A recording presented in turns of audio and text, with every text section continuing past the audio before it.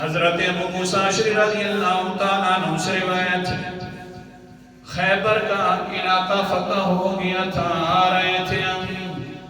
سبق یاد رکھنا، سبق یہ ہے کہ اللہ تعالیٰ ہر جگہ پر سننے اور جاننے والا ہے، بلکہ دیکھنے والا ہے۔ آج کا سبق اللہ تعالیٰ ہر جگہ سے دیکھ لیتا ہے۔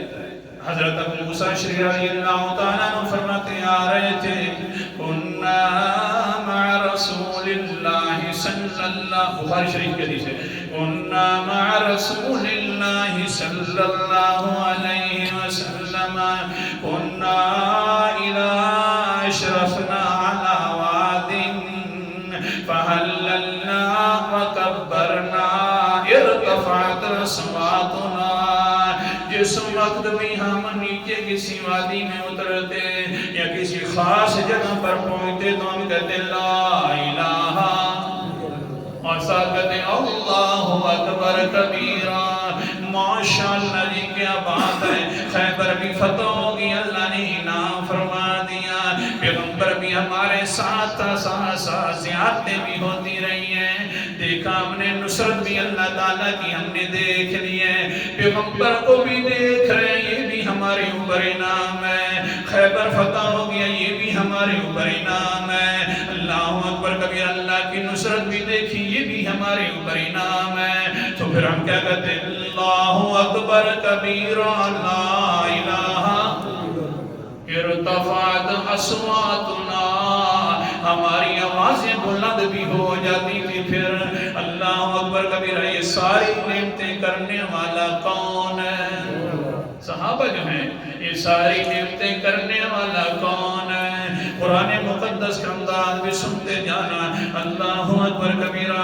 اللہ تعالیٰ کیا فرماتے ہیں؟ سورت کا نام سورۃ النحل ہے، 14واں پارہ ہے، وَمَا بِكُم مِّن نِّعْمَةٍ فَمِنَ اللَّهِ، جتنی بھی تمہارے اوپر نعمتیں ہوتی ہیں وہ اللہ تعالیٰ کی طرف سے آتی ہیں۔ اللہ، اس لیے اللہ اکبر لا الہ الا اللہ کہہ رہے ہیں۔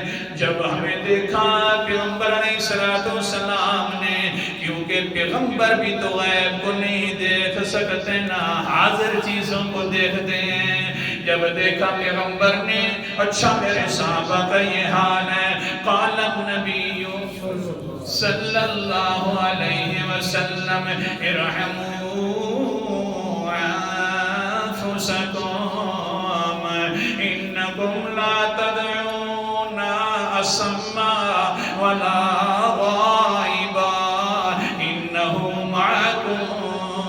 اللہ اکبر کبیرہ، پیغمبر علیہ السلام فرمانے لگے، او صحابہ کی جماعت، اپنے اوپر رحم کھاؤ، مہربانی کرو، یہ جو لا الہ الا اللہ کہہ رہے ہو، اللہ اکبر کہہ رہے ہو، اونچی آوازوں سے ایسا کہو، کیونکہ اللہ تعالیٰ تمہارے ساتھ ہے، اللہ دیکھ رہا ہے، مہربانی کرو، اللہ تمہارے ساتھ ہے، ایسا کہو نا۔ آوازیں اونچی کرنے کی ضرورت نہیں ہے، اس کو سنانے کی ضرورت نہیں ہے، وہ تو کون سی ذات ہے؟ قرآن مقدس کا انداز ہے، سورت کا نام سورت فاطر ہے، 22واں پارہ ہے، وہ ذات یہ ان اللہ